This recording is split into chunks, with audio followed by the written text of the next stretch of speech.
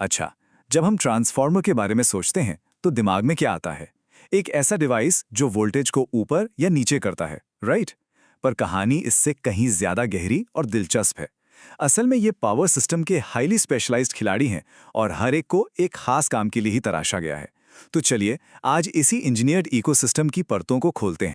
तो जरा सोचिए, एक बहुत बड़े सबस्टेशन में लगा हुआ वो विशालकाय ट्रांसफार्मर और दूसरी तरफ हमारे घर के पास गली में लगा वो छोटा सा यूटिलिटी बॉक्स। इन दोनों में क्या कॉमन है? दोनों पावर सिस्टम का हिस्सा तो हैं, पर क्या उनकी इंजीनियरिंग भी एक जैसी है? आपको शायद लगेगा कि बहुत कुछ, लेकिन सच कहूं तो जितना हम सोचते हैं उससे कहीं कम। और बस यहीं से हमारी आज की बातचीत का असली मजा शुरू होता है, क्योंकि पावर सिस्टम में स्पेशलाइजेशन ही सब कुछ है। तो चलिए सबसे पहले ग्रिड के दो सबसे बड़े खिलाड़ियों से मिलते हैं, पावर ट्रांसफार्मर और डिस्ट्रीब्यूशन ट्रांसफार्मर। एक तरह से एक है हैवी लिफ्टर जो भारी बोझ उठाता है, और दूसरा है फाइनल माइल डिलीवरी वाला। तो पावर ट्रांसफार्मर ये हैं ग्रिड के सुपर हाईवे के असली बादशाह। इनका काम है जनरेशन स्टेशन से पैदा हुई बिजली का वोल्टेज मान लीजिए 33 केवी से भी ऊपर 765 केवी तक स्टेप अप करना। अब ऐसा क्यों? ताकि बिजली को सैकड़ों किलोमीटर दूर तक भेजा जा सके, वो भी मिनिमम I² R लॉसेस के साथ। इनकी पूरी की पूरी डिजाइन फिलॉसफी ही इस बात पर टिकी है कि ये लगातार 24 घंटे फुल लोड पर चलें और तभी अपनी बेस्ट एफिशिएंसी। और फिर आते हैं डिस्ट्रीब्यूशन ट्रांसफार्मर। ये वो हैं जिन्हें हम अक्सर अपने कॉलोनियों में पोल्स पर या फिर जमीन पर रखे हुए देखते हैं। इनका काम ठीक उल्टा है। ये उस हाई वोल्टेज बिजली को लेते हैं और उसे हमारे घरों और दुकानों के लिए एक सेफ यूजेबल लेवल तक नीचे लाते हैं। ये पावर डिलीवरी के आखिरी पड़ाव के माइल खिलाड़ी हैं और इन्हें बनाया ही जाता है लगातार बदलते लोड के लिए। अब इस टेबल को देखिए, यहीं पर सारा राज छिपा है।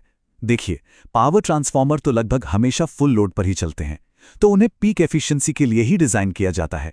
सिंपल। लेकिन डिस्ट्रीब्यूशन ट्रांसफार्मर का क्या? सोचिए, आपके इलाके का लोड रात में एकदम कम, सुबह शाम पीक पर। यह तो कॉन्स्टेंटली बदलता रहता है। इसीलिए इनकी डिजाइन फिलॉसफी होती है ऑल डे एफिशिएंसी।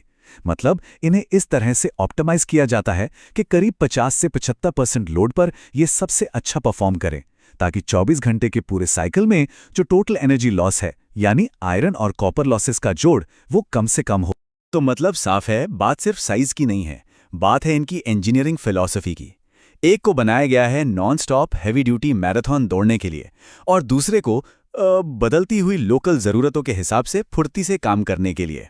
अच्छा, अभी तक हमने उन ट्रांसफार्मर्स की बात की जो पावर को मूव करते हैं, लेकिन अब हम एक ऐसी दुनिया में जा रहे हैं जहां ट्रांसफार्मर्स पावर को मूव नहीं करते, बल्कि उसे महसूस करते हैं, उसे नापते हैं। ये हैं ग्रिड के सेंसरी सिस्टम। जी हाँ, आपने सही सुना। हर ट्रांसफार्मर का काम वोल्टेज बदलना नहीं होता। एक पूरी की पूरी कैटेगरी है जिसे हम कहते हैं इंस्ट्रूमेंट ट्रांसफार्मर्स, और इनका सिर्फ एक ही मकसद है, सिस्टम पर नजर रखना और उसे सुरक्षित रखना।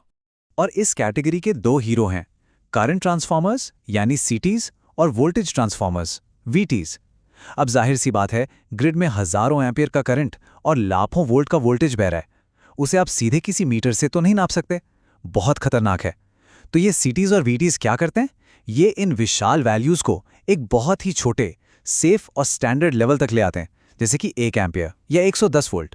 इससे हमारे बिलिंग मीटर्स और प्रोटेक्टिव रिलेज बिना किसी खतरे के अपना काम कर पाते हैं। लेकिन रुकिए, कहानी यहीं खत्म नहीं होती। इन इंस्ट्रूमेंट ट्रांसफार्मर्स के अंदर भी एक और लेवल की स्पेशलाइजेशन है, और इसे समझने का सबसे मजेदार तरीका है एक अकाउंटेंट और एक बॉडीगार्ड के काम को समझना। दोनों का रोल एकदम अलग है और दोनों के लिए कामयाबी के मायने भी बिल्कुल अलग हैं। ये स्लाइड कमाल की है। ये दिखाती है कि कैसे एक ही डिवाइस के अंदर दो अलग अलग कोर बिल्कुल ऑपोजिट काम करते हैं। एक तरफ है मीटरिंग कोर, हमारा अकाउंटेंट। इसका काम है नॉर्मल कंडीशन में पाई पाई का हिसाब रखना, मतलब एकदम सटीक रीडिंग देना।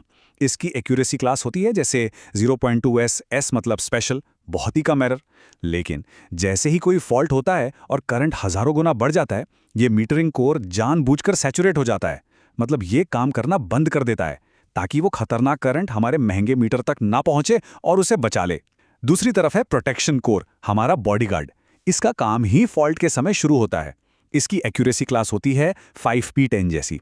यहाँ P का मतलब है प्रोटेक्शन और 10 का मतलब है कि ये रेटेड करंट से 10 गुना ज्यादा करंट पर भी बिना सैचुरेट हुए भरोसे के साथ काम करेगा। इसकी पहली प्रायोरिटी सटीकता नहीं बल्कि रिलायबिलिटी है, हर हाल में सिग्नल भेजना।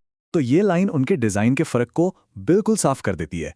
एक मीटरिंग कोर को सामान्य परिस्थितियों में सटीकता की ज़रूरत होती है, जबकि एक प्रोटेक्शन कोर को फॉल्ट की परिस्थितियों में विश्वसनीयता की।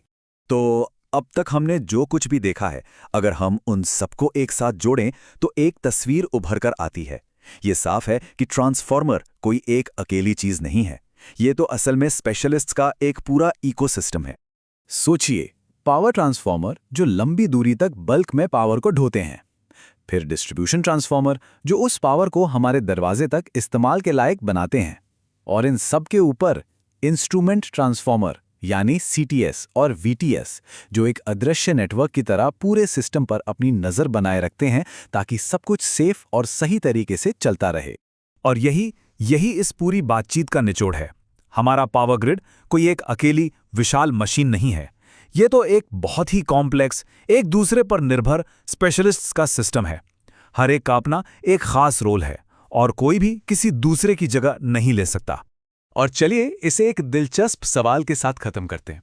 आज हम स्मार्ट ग्रिड की बात कर रहे हैं, रिन्यूएबल एनर्जी की, इलेक्ट्रिक गाड़ियों की। पावर का फ्लो अब सिर्फ एक दिशा में नहीं रहा।